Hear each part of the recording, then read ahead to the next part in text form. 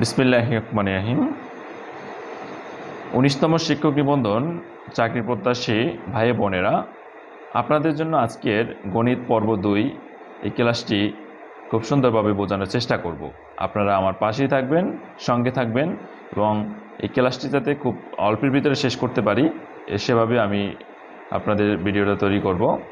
অযথা সময় ব্যয় করব না, কারণ আপনাদের ভিডিও দেখার প্রতি তাহলে মন মানসিকতা থাকে না, কারণ একটি ভিডিও অনেক বেশি লম্বা হলে আপনারা দেখতে চান না। তাই আমি চেষ্টা করব এই ভিডিওটা 15 মিনিটের বেশি যাতে না হয়। তবে খণ্ড খণ্ড করে আমি অঙ্কগুলো অনেক বেশি পর্বে করে দেব, যাতে আপনাদের বুঝতে এবং ক্লাসটা করতে সুবিধা হয়। তো আমি হচ্ছে মোহাম্মদ আবদুল্লাহ আল মামুন, রাষ্ট্রবিজ্ঞান প্রভাষক, 18তম শিক্ষক নিবন্ধন, আমানুল্লাহ কলেজ, ভান্ডারিয়া, মেধাক্রম অষ্টম। আমি আপনাদের 19তম শিক্ষক নিবন্ধনে কীভাবে ভালো করবেন সে সম্পর্কে আপনাদের শুরু থেকে শেষ পর্যন্ত গাইডলাইন দেব এবং যত প্রস্তুতির ক্লাসগুলো আমি আপনাদের দিব। রাষ্ট্রবিজ্ঞান যারা প্রভাষক হতে চায় তাদেরকে আমি রাষ্ট্রবিজ্ঞান বিষয়ে সম্পূর্ণ গাইডলাইন দেব এবং সাবজেক্টিভ বিষয় তো এবং জেনারেল অংশ তো আমি এখনই ক্লাস শুরু করে দিয়েছি। জেনারেল অংশটি আপনারা সবাই সাপোর্ট পাবেন, তবে যাদের রাষ্ট্রবিজ্ঞান সাবজেক্ট রয়েছে তাদেরকে আমি অবশ্যই রাষ্ট্রবিজ্ঞানের উপরেও ক্লাস দিব। তো আমি শুরু করতে যাচ্ছি আজকের ক্লাসটি। আজকের হচ্ছে 44তম বিসিএসের, আমি এটা থেকে শুরু করতে যাচ্ছি।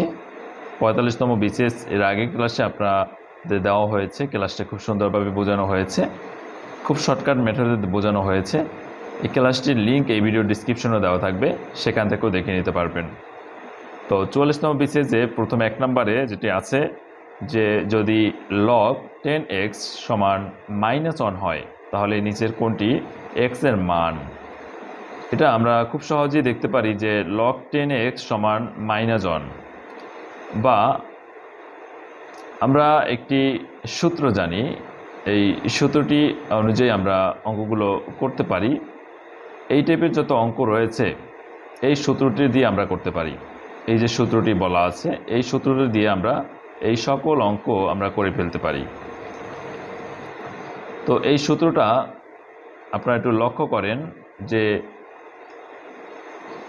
log ax সমান n হলে এর উপরে পাওয়ার n সমান x হবে।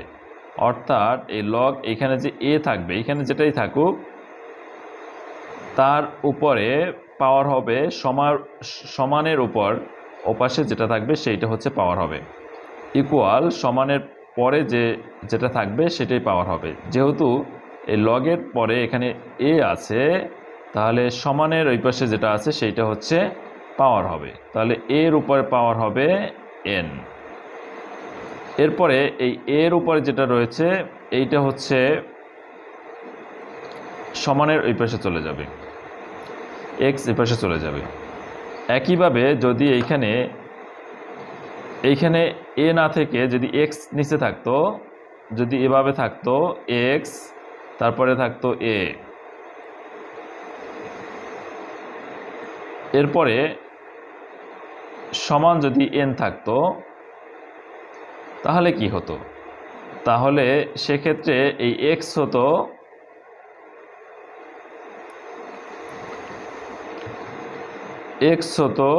প্রথমে, এবং x এর উপরে পাওয়ার হতো এই সমানের পরে যেটা রয়েছে n, এই nটা হচ্ছে পাওয়ার হতো, আর এই x এর উপরে যেটা রয়েছে সেটা সমানের এই পাশে চলে যেত। তো এইভাবে হলো মূলত সূত্রটা। তো এই সূত্রটা যদি আপনারা বুঝে থাকেন তাহলে এই অঙ্কগুলো আসলে অবশ্যই আপনারা পারবেন। এখানে 10 রয়েছে, সমানের পাশে -1 রয়েছে, -1টা 10-এর উপরে 10-এর উপরে পাওয়ার হিসেবে আমরা -1 পাই, ইকুয়াল x। এখন আমরা এই x-কে এই পাশে নিয়ে আসছি, আর 10 পাওয়ার -1।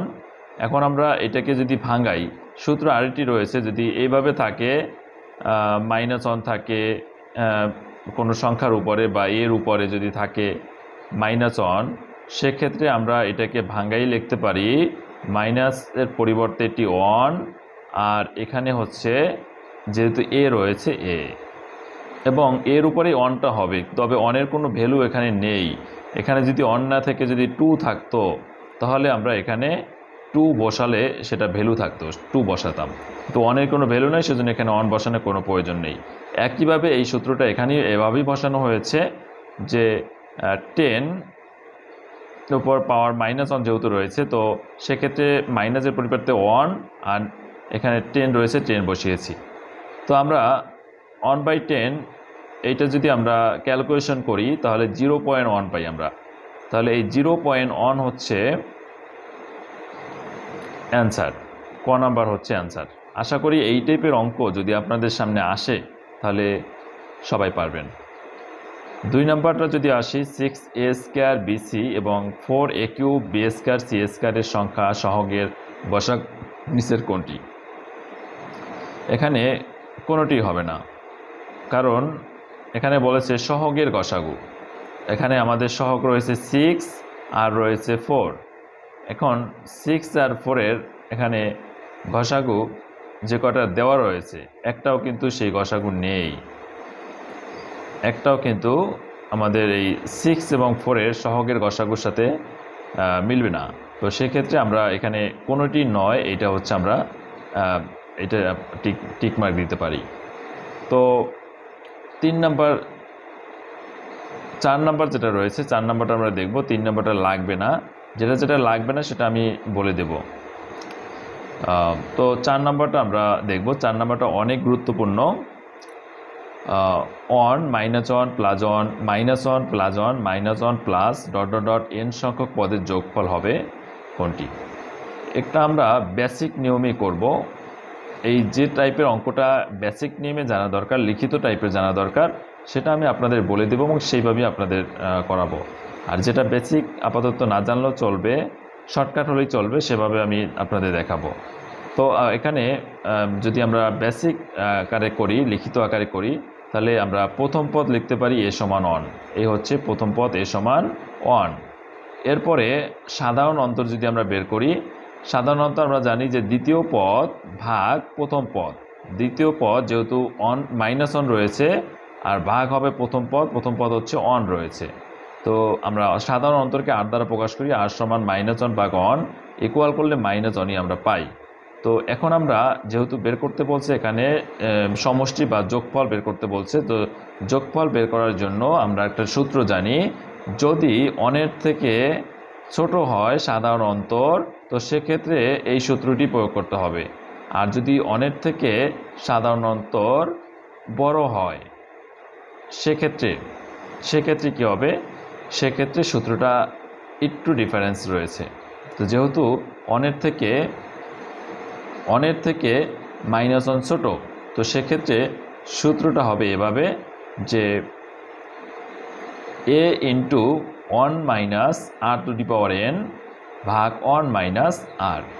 এখন আমরা যেহেতু প্রথম পদের মান জানি 1, এর মান 1 বসিয়ে দিলাম, এখানে 1 বসিয়ে দিলাম, মাইনাস আর এর মান আমরা জানি -1 বসিয়ে দিলাম, পাওয়ার n এর জায়গায় আমরা n বসিয়ে দিলাম, নিচে 1 - আর এর মান হচ্ছে -1 ব্র্যাকেটে দিলাম আমরা।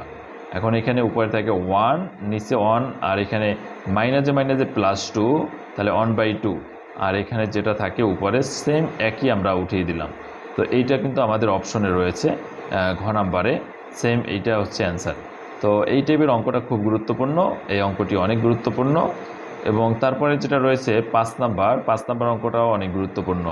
একটি সুষম বহুভুজের প্রত্যেকটি কোণ 168 ডিগ্রি, এর বাহু সংখ্যা কতগুলো হবে? তো এখানে বহুভুজের কথা বলা হয়েছে। বহুভুজটির বহিস্থ কোণের পরিমাণ যদি আমরা বের করি, একটি সুষম বহুভুজের প্রত্যেকটি কোণ হচ্ছে 168 ডিগ্রি, এর বাহু সংখ্যা কতগুলো এটা বের করতে হবে।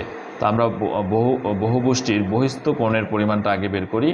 আমরা বহিস্থ কোণের পরিমাণ বের করতে হলে 180 ডিগ্রি থেকে যদি আমরা এই 168 ডিগ্রি মাইনাস করি তাহলে যেটা থাকে সেটি হচ্ছে বহুভুজটির বহিস্থ কোণ। এখন আমরা এই বহুভুজটির বহিস্থ কোণ দিয়ে যদি আমরা 360 ডিগ্রির ভাগ করি তাহলে আমরা অ্যান্সার পেয়ে যাই, কারণ আমরা 360 ডিগ্রি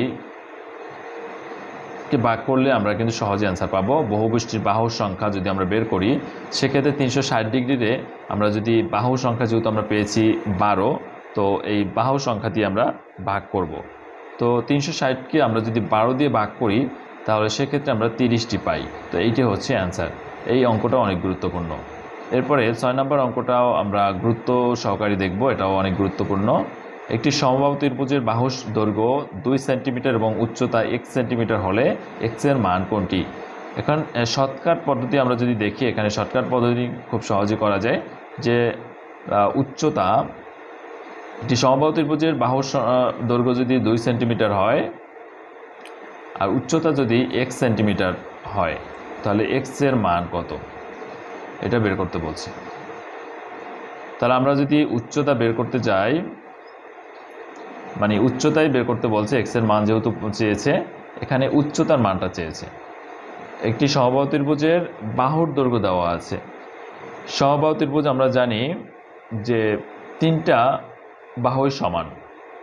তাহলে আমরা যেহেতু একটা বাহুর দৈর্ঘ্য দেওয়াই রয়েছে 2 সেন্টিমিটার, তাহলে আরও যে 2টা বাহু রয়েছে সেই 2টা বাহুর দৈর্ঘ্য হচ্ছে 2 সেন্টিমিটারই হবে। এটাই স্বাভাবিক, কারণ একটি সমবাহু ত্রিভুজ সমান হয়।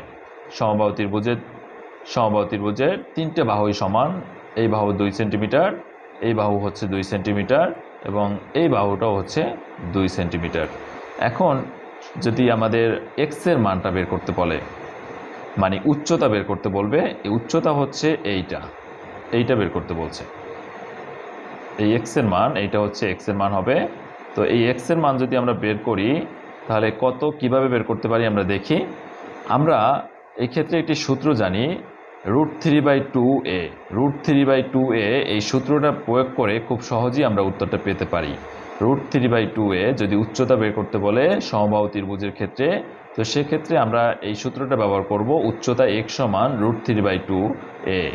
তাহলে √3/2 গুণ এর মান যেহেতু আমরা 2 পেয়েছি, এই দৈর্ঘ্য সমানই হচ্ছে এ সমান আমরা দৈর্ঘ্য এ সমান আমরা 2 ধরতে পারি। এখানে 2, এই এ সমানই হচ্ছে 2 সেন্টিমিটার দেওয়া রয়েছে। তা আমরা এই এর জায়গায় 2 বসিয়ে দেব। এখনই দেখা যায় 2 আর 2 কাটা যায়, তো সেক্ষেত্রে 2 আর 2 যদি কাটা যায়, সেক্ষেত্রে আমাদের √3 থাকে। তো এই √3 হচ্ছে অ্যান্সার। আশা করি আপনারা খুব সুন্দরভাবে অঙ্কটি বুঝতে পেরেছেন। এরপরে হচ্ছে 7 নম্বর অঙ্কটি আমি আপনাদের দেখাবো। এর আগে আমি বলে নিচ্ছি, ক্লাসগুলো দেখা যাচ্ছে একটু বড় হয়ে যায়। ম্যাথ ক্লাসটা আসলে ভালো করে যদি আমি বোঝাতে চাই, তাহলে ক্লাসটা অবশ্যই বড় হবে। সেক্ষেত্রে কিছুই করার থাকে না। তাই অবশ্যই রকমের টাইম বেঁধে ম্যাথ আসলে করা যায় না। অন্যান্য সাবজেক্টগুলো 10 মিনিট 15 মিনিটে শেষ করা গেলেও ম্যাথ সহজে কিন্তু 10-15 মিনিট ক্লাসে আমি যদি শেষ করতে যাই, তাহলে আপনারা কিছুই বুঝবেন না, কোনোই লাভ হবে না সেই ক্লাস দিয়ে। যদি আপনাদের ক্লাসটা উপকারী না আসে, তাহলে এত কষ্ট করে আমি ভিডিও করেও বা লাভ কী, বা আপনাদের দেখেও বা লাভ কী। তো সেক্ষেত্রে আমি আপনাদের ম্যাথ ক্লাসটা অন্তত একটু বেশি লং টাইম করব, যাতে আপনারা ভালো করে বুঝতে পারেন। তো আপনারা ধৈর্য হারা হবেন না। চাকরির ক্ষেত্রে আপনাদের ধৈর্য রাখতেই হবে। ধৈর্য না থাকলে সেক্ষেত্রে আপনাদের চাকরি পাওয়াটা কিন্তু এত সহজ নয়। বর্তমান প্রতিযোগিতায় এত গুণ বেড়ে গিয়েছে, যা কল্পনার বাহিরে। আপনার 18তম শিক্ষক নিবন্ধনে 18 লক্ষ শিক্ষার্থীরা আবেদন করেছে।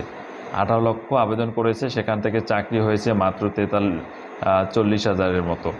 তো সেখানে কিছু সাবজেক্ট রয়েছে যেখানে খুবই অল্প সিট রয়েছে। যেমন আমাদের রাষ্ট্রবিজ্ঞানে 283 জনের চাকরি হয়েছে এরকমের। তো এরকমের অনেক সাবজেক্ট রয়েছে যাতে 100 সিটও নেই। রাষ্ট্রবিজ্ঞানে যদি 283টা পুরো বাংলাদেশব্যাপী সিট থাকে, তাহলে খুব একটা বেশি নয় কিন্তু। তাহলে কতটা প্রতিযোগিতা থাকে এখানে। তো এই জন্য আপনারা খুব ভালো করে মনোযোগ দিয়ে ক্লাসগুলো করেন, লেখাপড়ার প্রতি আরও সিরিয়াস হন, তাহলে আশা করি ভালো করবেন। এখানে আমি 7 নম্বর যে অঙ্কটা দেওয়া আছে খুবই ইম্পর্টেন্ট। এই 44তম BCS-এর প্রতিটা প্রশ্নই খুব ইম্পর্টেন্ট, প্রতিটা প্রশ্ন থেকেই আসে বারবার। তাই খুব মনোযোগ দিয়ে ক্লাসটা অবশ্যই দেখবেন। যদি √x³ 4 সমান এক্স কিউব রুট 4 সমান 2 হয়, তাহলে এক্স 3/2 সমান কত? এখানে এক্স কিউব রুট 4 সমান 2 দেওয়া রয়েছে। আমরা জানি যে এক্স কিউব রুট যদি আমরা এখানে ভাঙ্গাই, তাহলে এই রুটের এখানে যে কয়টা সংখ্যা রয়েছে 4, সেই কয়টা আমরা লিখতে পারি। যেমন শুধু যদি এক্স কিউব থাকতো এখানে এবং রুট থাকতো শুধু, তাহলে আমরা এটাকে লিখতাম এক্স কিউব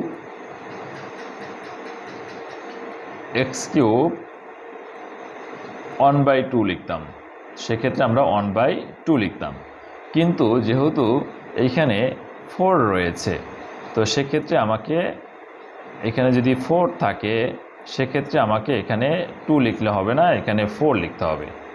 তো আশা করি আপনারা বুঝতে পেরেছেন। তো সেক্ষেত্রে যদি 4 লিখি, তাহলে এই 3-র সাথে 1 গুণ হবে। তাহলে আমরা 3-র সাথে যদি 1 গুণ করি, তাহলে আমরা উপরে লিখব 3 আর নিচে লিখব 4। উপরে লিখব 3, নিচে লিখব 4। তো সেক্ষেত্রে আমরা এখন কি করতে পারি, আর ইকুয়াল যেহেতু এই পাশে আমরা 2 রয়েছে, এই যে আমরা এই পর্যন্ত এসেছি, এই পর্যন্ত ইকুয়াল 2 রয়েছে। তো সেক্ষেত্রে এখন আমরা উভয় পাশে বর্গ করতে পারি। উভয় পাশে যদি বর্গ করি, উভয় পাশে আমরা বর্গ করব। উভয় পাশে এখানেও আমরা বর্গ করে দিলাম, এইটাও বর্গ, এইটাও বর্গ। বর্গ করে দিলে কি হয়? বর্গ করে দিলে আমরা বর্গ মানে হচ্ছে এটার সাথে এটা গুণ, এই 2 গুণ করে দিলাম, আর এখানেও 2 এর সাথে 2 উপরে আমরা পাওয়ার দিয়ে দিলাম 2। এখন এই 4-এর সাথে 2 কিন্তু কাটা যায়, তার মানে এখানে 2 থাকে আর উপরে থাকে 3, তাহলে 3/2 সমান, আর 2 আর উপরে 2 রয়েছে, তাহলে গুণ করলে 4 হয়। এই হচ্ছে অ্যান্সার। এটি আমার কিন্তু অ্যান্সার চেয়েছে, এক্স পাওয়ার 3/2 এর মান বের করতে বলছে, আমরা এটাই বের করলাম। এরপরে হচ্ছে আমরা 8 নম্বরটা লাগবে না, এটা আপনাদের 8 নম্বর এই টাইপের অঙ্ক আপনাদের দিবে না নিবন্ধনে। অন্তত 9 নম্বরে আপনাদের যে অঙ্কটা রয়েছে, এই অঙ্কটা আসে বারবার। এই অঙ্কটা আপনারা খুব ভালো করে দেখবেন। বাস্তব সংখ্যায় 3x + 2 মডুলার < 7, অসমাধানটির সমাধান বের করতে বলছে। তো 3x + 2 মডুলাস এখানে <<7 অসমাটি যদি আমরা সমাধান করি, তাহলে কি হবে? আমরা চেষ্টা করব সবসময় এই যে লেস দেন রয়েছে, এই পাশে কি রয়েছে সেটা আমরা খেয়াল করব। এইটা যদি প্লাস থাকে, তা আমরা মাইনাস দিয়ে সেটা শুরু করব। যেহেতু এখানে +7 রয়েছে, এখানে আমরা -7 দেব, তার বিপরীতমুখীটা দেব, এবং এখানে +7 রয়েছে। এরপরে এখানে যেটা রয়েছে 3x + 2, এটা আমরা এখানে বসিয়ে দিলাম। এখন এই -7 যেহেতু রয়েছে আর এখানে রয়েছে +7, এখন আমাকে লক্ষ্য করতে হবে এখানে কি রয়েছে। এখানে 3x যেটা রয়েছে সেটা আমার রাখতে হবে, আর এই 2 যেটা রয়েছে +2, এই +2কে আমাকে যে কোনোভাবে বাদ দিতে হবে। +2কে বাদ দেওয়ার একমাত্র উপায় রয়েছে -2 দিয়ে উভয় পক্ষকে গুণ করা। তো আমরা এই উভয় পক্ষকে -2 দ্বারা গুণ করব। এই -2 দিয়ে এখানে গুণ করলাম, সরি এখানে -2 দিলাম, এখানে -2 দিলাম, এইখানে -2 দিলাম। প্রত্যেকটার সাথে আমরা -2 আমরা দিয়ে দিলাম।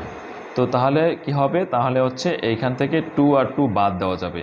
আমাদের এখানে উদ্দেশ্য হচ্ছে এই 2কে এখান থেকে বাদ দেওয়া, সেজন্য আমরা এই 2 মাইনাস করেছি, সব উভয় পক্ষ থেকে -2 মাইনাস করেছি এখানে। তো এখানে -7 আর -2 যদি করি, তাহলে -9 হয়। আর এখান থেকে 2 + 2 আর -2 কাটা যায়, থাকে 3x, আর এইখানে থাকে 7 থেকে 2 গেলে 5।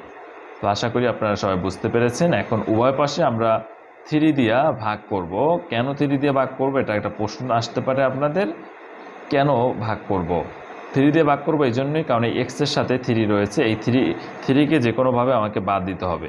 তো সেই জন্য 3 দিয়ে আমরা উভয় পক্ষকে ভাগ করলাম। ভাগ করলে এখানে থেকে -3 লেস দেন, এখানে 3 আর 3 কাটা যায়, থাকে x < 5/3। তো এইটাই হচ্ছে অ্যান্সার। এটা কোথায় রয়েছে? এখানে রয়েছে, এটাই অ্যান্সার। এবং এখন আমরা 10 নম্বরটাও লাগবে না, তারপরে আমরা 11 নম্বরটা দেখব। 11 নম্বরটা অনেক গুরুত্বপূর্ণ। এই টাইপের প্রশ্ন অবশ্যই প্রতি পরীক্ষায় আসে, অনেক পরীক্ষায় দেখা যায়, চাকরি পরীক্ষায় এই অঙ্কটা দিয়ে দেয়। যদি -5, পি, কিউ 16 সমান্তর অনুক্রমে থাকে,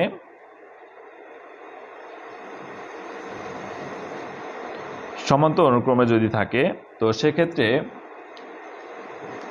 তাহলে পি ও কিউ এর মান হবে যথাক্রমে কি, সেটা আমাকে বের করতে হবে। এটা খুবই সহজে অপশন টেস্ট করে বের করা যায়।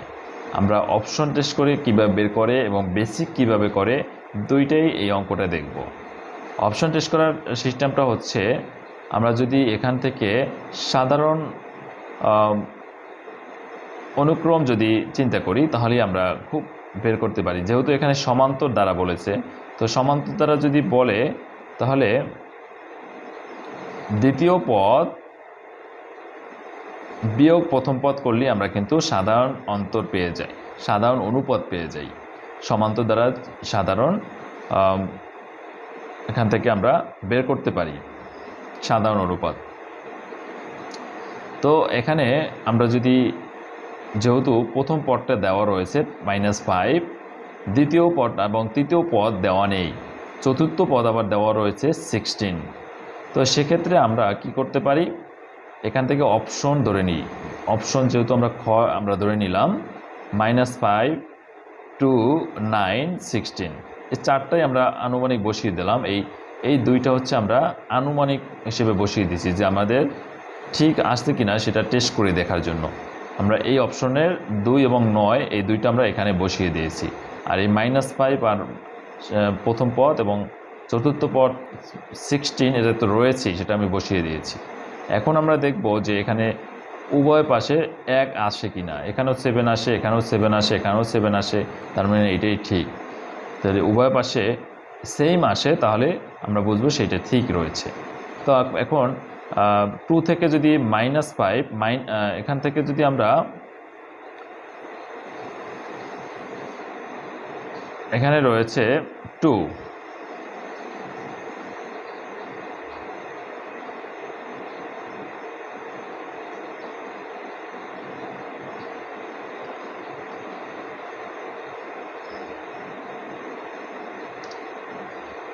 এখানে যদি আমরা -2 বসাই আর -5 বসাই, তাহলে সেক্ষেত্রে আমাদের -7 আসবে।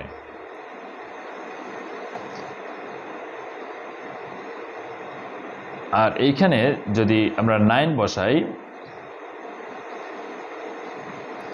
9 থেকে যদি আমরা -2 যদি মাইনাস করি, তাহলে সেক্ষেত্রে 7 আসবে।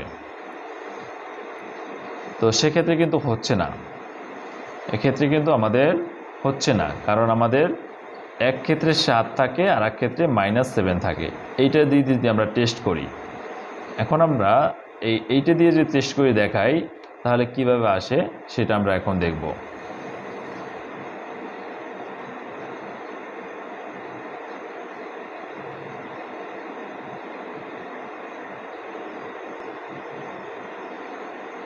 তো এক্ষেত্রে আমরা যদি দেখি, খুবই সহজে, যেহেতু আমরা দ্বিতীয় পদ আগে লিখব, এরপরে মাইনাস, এরপরে হচ্ছে প্রথম পদ রয়েছে -5, এটা ব্র্যাকেটে দিয়ে দিলাম আমরা।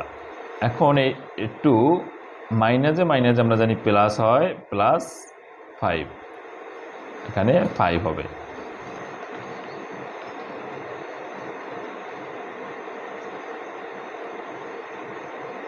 তো এখানে 5, তো এখানে 5 আর 2 যদি আমরা যোগ করি, তাহলে 7 পাই।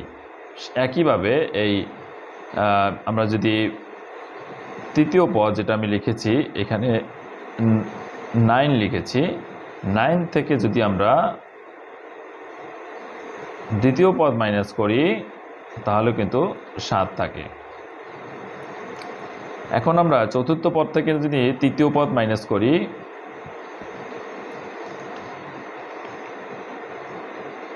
16 থেকে যদি আমরা 9 মাইনাস করি সেক্ষেত্রেও কিন্তু 7 থাকে। তো আমরা সেম 7 পাচ্ছি সব ক্ষেত্রেই, সেক্ষেত্রে এইটাই হচ্ছে সঠিক। কত সহজে অঙ্ক করা যায় যা চিন্তাও করা যায় না। তাই আপনারা মনোযোগ দিয়ে অঙ্কগুলো করবেন, ক্লাসগুলো করবেন, দেখবেন কত সহজে অঙ্কগুলো করে ফেলা যায়। এরপরে আমরা এই বেসিক যে নিয়মটা রয়েছে খুবই সহজ। প্রথম পদ লিখব, এরপর সাধারণ অন্তর ডি ধরব, চতুর্থ পদ লিখব এবং চতুর্থ পদের সূত্র আমরা লিখব a + 4 - 1 * d।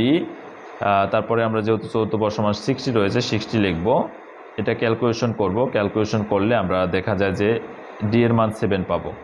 তারপর দ্বিতীয় পদটা বের করব, দ্বিতীয় পদের সূত্র একইভাবে a প্লাস এভাবে হবে, এখানে 4 এর জায়গায় শুধুমাত্র 2 হবে এবং তৃতীয় পদটা যখন বের করব এখানে 4 এর জায়গায় 3 হবে। এভাবে আমরা এই একই সূত্র প্রয়োগ করে তারপরে আমরা এখান থেকে মানগুলো বের করব। তাহলে পি এবং কিউ এর মান আমরা 209 পেয়ে যাব খুবই সহজে। এরপরে আমরা 12 নম্বর অঙ্কটা দেখব এবং আজকের এই 12 নম্বর পর্যন্তই আমার ক্লাসটা সমাপ্ত হবে। আমরা 12 নম্বর অঙ্কটা যা বলা হয়েছে, ক্রয় মূল্য বিক্রয় মূল্যর দ্বিগুণ হলে শতকরা লাভ বা ক্ষতির পরিমাণ কত? আচ্ছা, আমরা খুব সহজে যদি একটু চিন্তা করি তাহলে এই অঙ্কটা কিন্তু আমরা পারি। ক্রয় মূল্য যদি বিক্রয় মূল্যর দ্বিগুণ হয়, আমরা যদি কিনি 2 টাকায় আর বিক্রি করি 1 টাকায়, তাহলে আমাদের কত পার্সেন্ট লাভ বা ক্ষতি হবে? এটা তো আমরা একটু চিন্তা করলেই বুঝতে পারি।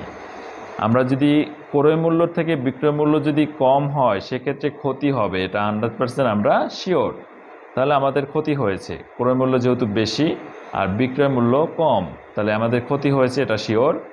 এরপরে বলেছে দ্বিগুণ ক্রয় মূল্য, তার মানে যদি দ্বিগুণ ক্রয় মূল্য হয়, তার মানে 2 টাকা যদি আমরা কিনে 1 টাকায় বিক্রি করি সেক্ষেত্রে আমার অর্ধেক পরিমাণ ক্ষতি হয়েছে। তার মানে আমরা খুব সহজে অঙ্কটা না করেই কিন্তু ক্ষতি 50% হয়েছে, এটা আমরা অ্যান্সারটা বের করে ফেলতে পারি। তাহলে কত সহজে বের করা যায় দেখেন। আর যদি আপনারা বেসিক লেভেল করতে চান তাহলে প্রথম ধরতে হবে বিক্রয় মূল্য x টাকা, বিক্রয় মূল্য x টাকা ধরে ক্রয় মূল্য যেহেতু বলেছে বিক্রয় মূল্যর দ্বিগুণ সেজন্য 2x লিখতে হবে। এরপর ক্ষতি হয়েছে কত? 2x থেকে, মানে ক্রয় মূল্য 2x থেকে বিক্রয় মূল্য বিয়োগ করতে হবে, তাহলে x টাকা ক্ষতি হয়েছে। এখন শতকরা ক্ষতি যেহেতু বের করতে বলছে, শতকরা ক্ষতি বের করতে হলে অবশ্যই ক্রয় মূল্য নিচে রাখতে হবে। ক্রয় মূল্য 2x, যেহেতু 2x থেকে ক্ষতি হয়েছে x টাকা, তাহলে 100 মানে 100 টাকায় ক্ষতি হয়েছে কত, তাহলে শতকরা বের করা সম্ভব, তাহলে 50% বের হয়ে আসবে। আশা করি ক্লাসটি অনেক সুন্দরভাবে আপনারা বুঝতে পেরেছেন এবং এই ক্লাসগুলোর মাধ্যমে আপনাদের যদি উপকার আসে, যদি আপনাদের সামান্য পরিমাণ উপকার হয় সেক্ষেত্রে আমার অনেক ভালো লাগবে। আমার মাধ্যমে যদি আপনাদের সামান্য উপকার হয় সেক্ষেত্রে আমার অবশ্যই ভালো লাগবে এবং আপনারা আমাকে সাপোর্ট করবেন। আমার ইউটিউব চ্যানেল এবং ফেসবুক পেজের সাথে কানেক্টেড থাকবেন, তাহলে আশা করি প্রতিনিয়ত আপনারা আপডেট ভিডিও, সাজেশন সংক্রান্ত ভিডিও এবং আপনারা সকল আপডেট 19তম শিক্ষক নিবন্ধনের পেয়ে যাবেন। তো ভালো থাকবেন, ধন্যবাদ সকলকে।